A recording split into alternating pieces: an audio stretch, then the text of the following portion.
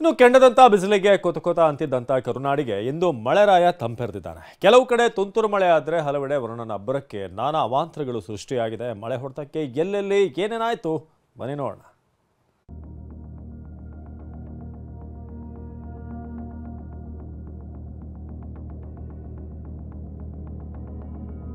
ರಾಜ್ಯದಲ್ಲಿ ವರುಣನ ಅಬ್ಬರ, ಜನಜೀವನ ಅಸ್ತವ್ಯಸ್ತ. ರಸ್ತೆಗಳು ಜಲಾವೃತ, ಮನೆಗೆ ನೀರು ನುಗ್ಗಿ ಆಘಾತ. ಬಿಸಿಲ ಬೇಗೆಯಿಂದ ಕಾದ ಕುಲುಮೆಯಂತಾಗಿದ್ದ ಕರುನಾಡಿನಲ್ಲಿ ಇಂದು ವರುಣ ಅಬ್ಬರಿಸಿದ್ದಾನೆ. ರಾಜಧಾನಿ ಬೆಂಗಳೂರಲ್ಲಿ ಬೆಳಗ್ಗೆಯಿಂದಲೇ ಶುರುವಾದ ಮಳೆಗೆ ಹಲವು ಅನಾಹುತಗಳೇ ನಡೆದಿವೆ. ಮಹದೇವಪುರ ವಲಯದ ಸಿಎಸ್ಬಿ ಲೇಔಟ್ನ ನೆಲಮಹಡಿಯ ಮನೆಗಳಿಗೆ ಮಳೆ ನೀರು ನುಗ್ಗಿತ್ತು. ನೀರು ಹೊರಹಾಕಲು ನಿವಾಸಿಗಳು ಪರದಾಡಿದ್ರು.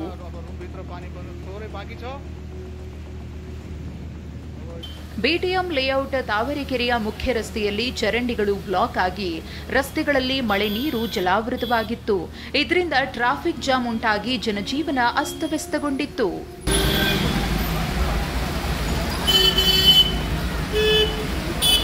ರಾಜಾಜಿನಗರದಲ್ಲಿ ಮಳೆಯಿಂದ ಬೃಹತ್ ಮರ ಧರೆಗುರುಳಿದ್ದು ರಸ್ತೆ ಬದಿ ನಿಂತಿದ್ದ 2 ಕಾರುಗಳು ಜಖಂಗೊಂಡಿವೆ. ಹಾವೇರಿ ಜಿಲ್ಲೆಯ ಹಲವೆಡೆ ಭಾರೀ ಮಳೆ ಸುರಿದಿದ್ದು ಬ್ಯಾಡಗಿ ಮೆಣಸಿನಕಾಯಿ ಮಾರುಕಟ್ಟೆಯಲ್ಲಿ ರೈತರು ಪರದಾಡಿದ್ರು. ರೈತರು ಮತ್ತು ವರ್ತಕರು ಟಾರ್ಪಲ್ ಮುಚ್ಚಿ 2 ಲಕ್ಷಕ್ಕೂ ಅಧಿಕ ಮೆಣಸಿನಕಾಯಿ ಚೀಲಗಳ ರಕ್ಷಣೆಗೆ ಹರಸಾಹಸಪಟ್ರು. ಚಿಕ್ಕಬಳ್ಳಾಪುರದಲ್ಲಿ ಮೊದಲ ಮಳೆಯ ಆರ್ಭಟಕ್ಕೆ ಜನ ದಂಡ ಹೊಡೆದಿದ್ರು. ಬಿರುಗಾಳಿ ಸಹಿತ ಧಾರಾಕಾರ ಮಳೆ ಸುರಿದಿದ್ರಿಂದ ವಾಹನ ಸವಾರರು ಹೈರಾಣಾದ್ರು.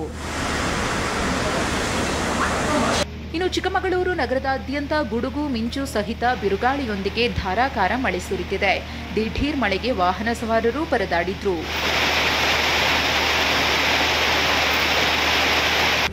ಇತ್ತ ಕೋಟೆನಾಡು ಚಿತ್ರದುರ್ಗ ತುಮಕೂರಿನಲ್ಲೂ ಮಳೆ ಅಬ್ಬರಿಸಿತ್ತು.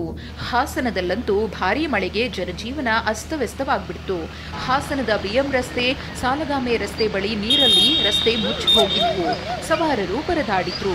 ಹಾಸನ ಜಿಲ್ಲೆಯ ಹಲವಾರು ಕಡೆಗಳಲ್ಲಿ ಕಳೆದ 1-1.5 ಗಂಟೆಗಳಿಂದ ನಿರಂತರವಾಗಿ ಭಾರಿ ಮಳೆಯಾಗ್ತದೆ. ಹಾಸನ ನಗರದಲ್ಲೂ ಕೂಡ ಅತಿ ಹೆಚ್ಚಿನ ಪ್ರಮಾಣದಲ್ಲಿ ಮಳೆಯಾಗಿದೆ. ಈ ವರ್ಷದ ಅತಿ ದೊಡ್ಡ ಮಳೆ ಇದು.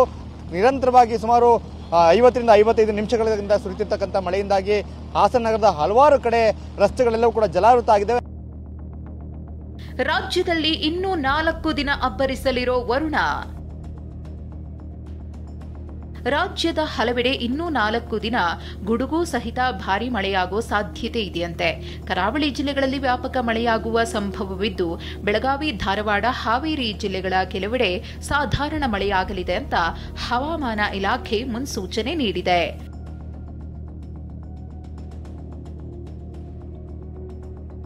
Bureau report, TV9.